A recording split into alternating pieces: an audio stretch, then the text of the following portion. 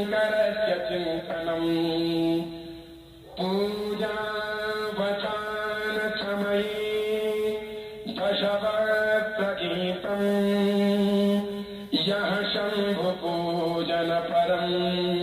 पठति प्रदोषे तस्य स्थिरां रथगजेन्द्रतुरङ्गयुक्ताम् लक्ष्मीं सदैव सुमुखीं प्रददाति शम्भुः। अनेन कृतेन अद्य दिने प्रातःकालवेलायाम् आचार्य श्रीरावणकृतेन श्रीशिवताण्डवस्तोत्रपाठाख्येन कर्मणाधीश्वर भवानी शङ्कर महारुद्र महामृत्युञ्जय श्रीभगवत्केदारेश्वर चरणारविन्दं प्रियन्तान्नमः। श्रीसाष्टां शिवार्पणमस्तु शिवायै नमः। श्रीसाष्टां जगदम्बार्पणमस्तु अम्बा प्रियन्तान्नमः। हरः ॐ तत्सत् हरः ॐ तत्सत् हरः ॐ तत्सत्।